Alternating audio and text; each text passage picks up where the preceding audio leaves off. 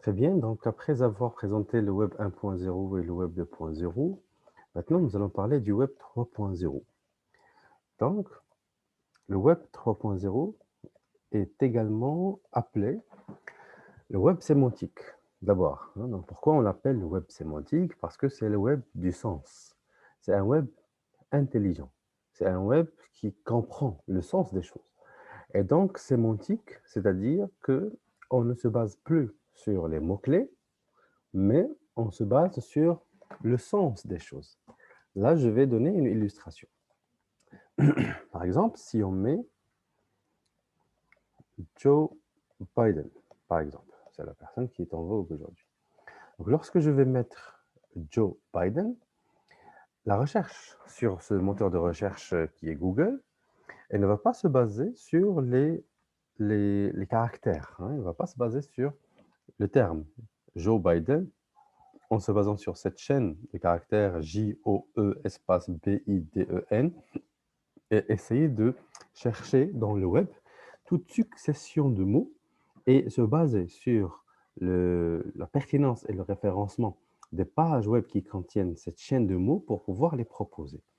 Et donc, on est dans une démarche double, c'est-à-dire une première recherche est faite pour voir cette succession de caractères est rattachée à quoi exactement. Et donc, là, elle va trouver que c'est rattaché à une personnalité. Et donc, cette personne, c'est le nouveau président élu des États-Unis. Et une deuxième recherche va essayer de relever les choses les plus importantes, les plus pertinentes pour cette requête de Joe Biden. Et donc, là, on va comprendre qu'il s'agit d'un dernier président élu. Et donc, c'est une question d'information et de biographie. C'est une question d'infos, dernières nouvelles. Google va se baser sur quelques éléments importants, notamment le fil Twitter, hein, parce que c'est assez engageant, etc. Et donc, on va nous proposer d'autres choses. Maintenant, si je fais une autre recherche, donc si je mets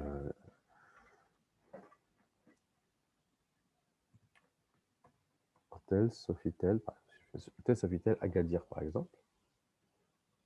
Et donc, la manière de présenter les résultats ici pour Hôtel Sofitel Agadir diffère de la manière de présenter les résultats sur le terme Joe Biden. Donc, on n'a pas la même configuration des choses. Là, nous avons une fiche, hein, ça s'appelle une fiche Google My Business, hein, peut-être qu'on aura l'occasion d'en discuter après. C'est la fiche Google My Business de cette entreprise. Et là, on nous donne directement le ranking sur Booking de cet hôtel et on nous donne quelques informations pour procéder à la réservation. Et donc, la première recherche faite par Google, la première requête, c'était d'associer cette chaîne de caractères à un terme. Deuxième recherche, c'est de comprendre ce terme relève de quoi. Et donc, c'est de l'hôtellerie au Maroc. Et donc, lorsque on est dans la configuration de l'hôtellerie, forcément, la personne qui cherche quelques informations sur les hôtels, elle va forcément s'intéresser à la réservation et au ranking, plus ou moins, ou au rating, ou aux étoiles, ou aux euh, reviews des clients, etc., etc. Et donc, ça, c'est un web qui comprend, c'est un web qui est relativement intelligent. Et donc, c'est ça le web sémantique, c'est-à-dire un web qui comprend le sens de ce que vous dites, ce n'est pas un web qui reprend ce que vous dites. Le web 3.0 s'appelle aussi le web de l'intelligence artificielle, hein. C'est-à-dire que tout est augmenté aujourd'hui par l'intelligence artificielle, par le machine learning, c'est ce qu'on appelle les big data, hein. Parce qu'en fait, lorsqu'on parle des big data, hein, les big data, attendez, on va mettre big data. Big data, c'est l'ensemble des informations, c'est l'ensemble des informations que l'entreprise va essayer de collecter en très grande masse, hein. Ça doit être une très grande masse. Donc, lorsqu'on parle des masses d'informations, là, on parle de, de 10 à la puissance n des données, hein. On ne parle pas de milliers, de dizaines de milliers, de millions, non. On parle de 10 à la puissance n des données, c'est-à-dire des billions, des billiards, des trillions, des trilliards, des quadrilliards de données que l'entreprise doit collecter au quotidien.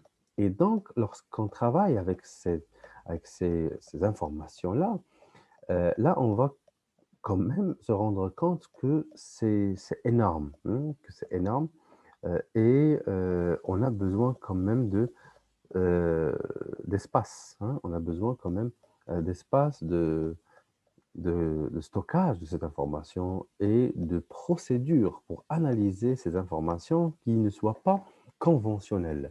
C'est pour ça que le big data, il se compose de 2 composantes essentielles qui sont le machine learning et l'intelligence artificielle. C'est à travers ces 2 choses qu'on peut analyser les big data, c'est-à-dire les terras de données analysées par seconde ou même par fraction de seconde.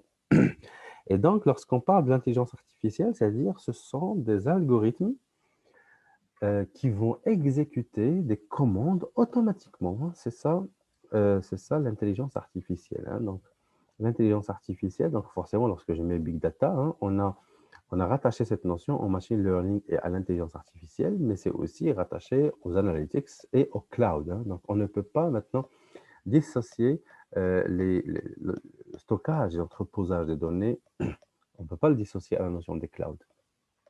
Et donc, l'intelligence artificielle, comme je viens de dire, c'est le fait d'utiliser des algorithmes pour exécuter automatiquement des actions, hein, ou des requêtes qui sont lancées automatiquement et qui sont exécutées automatiquement et qui sont mises en œuvre automatiquement en fonction des cas que nous avons et en fonction des cas de figure. Donc ça, c'est par rapport au, à l'intelligence artificielle. Maintenant, le machine learning, c'est une autre chose. Maintenant, le machine learning, c'est lorsque les algorithmes des entreprises vont commencer à être des algorithmes apprenants, hein, c'est-à-dire lorsque l'algorithme va être alimenté par la masse de données. Plus il y a de masse de données, plus l'algorithme peut apprendre de nouvelles choses, plus il peut s'améliorer, plus il peut améliorer sa connaissance des cibles et sa connaissance du comportement de la cible.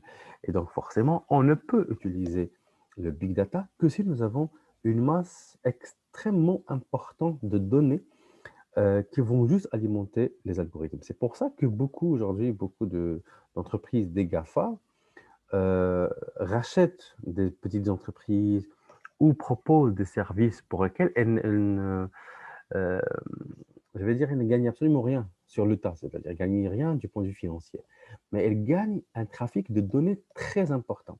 Et donc, lorsqu'elle a ce trafic de données, elle va pouvoir améliorer son machine learning et donc améliorer sa manière d'offrir le service et améliorer ses produits et services offerts. Et donc, ça, c'est le web de l'intelligence artificielle et des big data d'une manière encore plus grande. Le web 3.0, c'est effectivement le web du graphisme, hein, 3D, c'est-à-dire ça, c'est un web où il y a une amélioration du graphisme. Donc, on est passé carrément d'un graphisme normal vers une réalité virtuelle,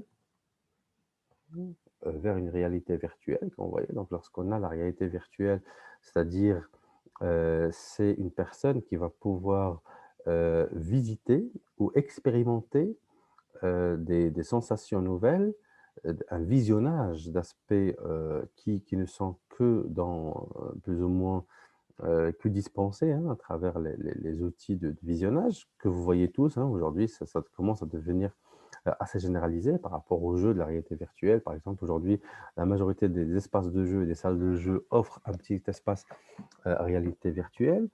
Et on est passé même aujourd'hui euh, vers la réalité augmentée, hein, augmented reality. Augmented reality. Alors, augmented reality. Donc, la réalité augmentée, c'est lorsqu'on commence, hein, bon, le premier jeu de réalité augmentée, c'était Pokémon Go, hein, en fait, hein. C'était le premier jeu qui a véritablement exploité la réalité augmentée. C'est-à-dire, on commence, on se base sur une réalité, mais on superpose des aspects virtuels sur la réalité qui est devant nous, vous voyez? Et donc, le fait de superposer euh, des objets virtuels sur un réel, ça permet quand même d'avancer très très bien dans le design d'une manière générale, dans des produits comme Comme vous voyez, hein, donc là, je verrai par exemple quel type de canapé je pourrais avoir, ou quel type de chaise je pourrais avoir, quelle couleur pourrait matcher le mieux avec les couleurs que j'ai. Ici, dans cet exemple, on voit qu'il y a des indications sur des espaces de storage. Après, la réalité augmentée est beaucoup utilisée dans l'aspect des machines, hein. Je me rappelle dans l'une des conférences e-marketing en France, le forum hein, de l'e-marketing en France, ou le salon de l'e-marketing en France, je pense en 2016, c'est là où ils ont proposé des ouvrages ou des manuels industriels proposés en B2B, où il y a juste j'allais dire un dessin industriel sur lequel on superpose l'application et elle va montrer la machine en fonctionnement, hein, vous voyez. Et donc, c'est trop utilisé dans l'aspect industriel, c'est-à-dire ça suffit juste de voir la machine pour donner assez d'indications sur cette machine, comment elle fonctionne, etc., etc. Et cetera. Et donc, c'est très utile pour la vente, hein, pour la vente, pour faire le marketing, même dans le B2B où il y a un grand usage de la technologie. Et donc, c'est ça le véritable besoin hein, duquel nous avons aujourd'hui, hein. Ce sont des designers de réalité augmentée. C'est ça un métier d'avenir, hein. Bon, on disait que c'était un métier d'avenir dans l'année 2017-2018, hein. Maintenant déjà on est en 2020, donc ça commence déjà à être là, mais c'est ça le véritable design, hein. C'est ça le véritable design, c'est ça les véritables designers desquels on aura besoin. Bon, déjà de réalité virtuelle, mais après, c'est de la réalité augmentée, hein. C'est ça la réalité augmentée, c'est-à-dire lorsque, à partir de certains aspects qui sont réels, je peux superposer des informations qui pourraient être extrêmement utiles.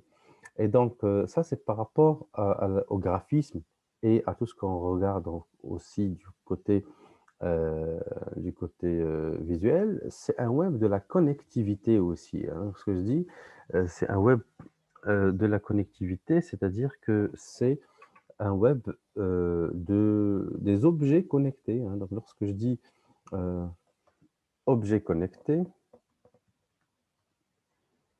lorsque je dis objets connectés, nous avons énormément de possibilités d'objets connectés, hein. Donc, on n'a pas que la tablette, hein. Nous avons tout ce qui relève de la domotique, hein, c'est-à-dire l'espace de la maison. On va voir.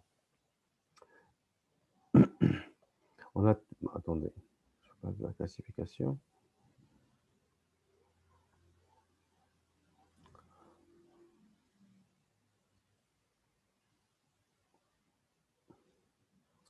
Donc, ce sont que des schémas, hein. Donc, attendez. Les objets connectés sont relatifs à la domotique. Allez, je vais faire domotique.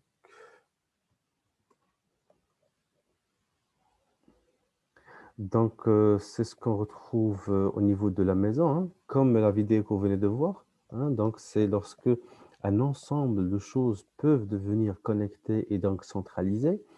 Et donc, comme vous avez vu au niveau de la vidéo maintenant, c'est lorsque David, par exemple, lorsque David a pu paramétrer un ensemble de choses avant même sa venue à la maison. Et donc là, à distance, on peut faire énormément de commandes, on peut avancer dans beaucoup de chantiers, on peut améliorer carrément la qualité de vie globale grâce à cela. On a des objets connectés par rapport aux smart cities. Les smart cities, maintenant, on parle de villes intelligentes, hein. Ce sont des villes intelligentes où tout est connecté, tout est interlié. Et donc, ça va être un système, hein, un grand système, où on va pouvoir connecter les choses par satellite, les coupler avec les données de la météo, les coupler avec les horaires des ouvertures des monuments, les horaires d'ouverture, des distractions, les horaires d'ouverture des lieux, hein, des lieux d'attraction d'une manière générale. Et on va les coupler avec les données de la circulation du transport en commun, du transport public. Et on va les coupler avec les données administratives. Donc, tout est couplé en même temps pour donner lieu à une ville intelligente, ce qu'on appelle les smart cities. Alors, smart cities, on n'a pas encore de smart city au Maroc. C'est un projet de smart cities. Les smart cities, déjà, on commence à en instaurer de plus en plus, surtout c'est en Europe et aux États-Unis et au Japon. Donc, c'est là où il y a le véritable smart cities. Mais les smart cities, c'est lorsque tout est connectable, tout est interlié et c'est aussi l'un des essors du 3.0, hein. Donc 3.0, c'est l'aspect relatif au tourisme, relatif à l'urbanisme, etc. Et donc, le 3.0 ne concerne pas que les entreprises, mais ça concerne plus ou moins euh, un tout, hein, et un tout global. Maintenant, le Connected Objects aussi ont un lien avec le healthcare, c'est-à-dire on peut aujourd'hui faire le suivi de certains patients à distance, on peut mesurer des indicateurs vitaux à distance, on peut prévoir des actions qui se déclenchent automatiquement si certains seuils sont atteints, de glycémie ou d'autres choses, hein. Et donc, bien entendu, comme on l'a dit tout à l'heure, c'est lié à l'essor technologique. Et donc, forcément, c'est la nanotechnologie qui a permis cela, hein. Donc, la nanotechnologie, c'était dans les années 2011, 2012, c'est ça la véritable révolution de la nanotechnologie. Et donc, juste après, ça a donné lieu au Web 3.0, hein. Donc, c'est un contexte technologique quand même qui est relié. Et le web 3.0, c'est aussi un web de l'ubiquité. Alors, l'ubiquité, c'est-à-dire, c'est la qualité de pouvoir se retrouver en même temps à plusieurs endroits, hein. Parce qu'on peut être présent en plusieurs endroits en même temps, et ça, vous l'avez vu, hein, David, par exemple, sur la vidéo, il pouvait être présent aussi bien euh, en voiture qu'à sa maison, hein, en même temps. Donc, il pouvait télécommander les choses à distance tout en faisant autre chose. Et donc, c'est ça l'objectif ultime du 3.0, c'est de permettre aux gens de contrôler des choses à distance et d'être présent sur plusieurs endroits en même temps. Comme ça, on peut améliorer la performance globale.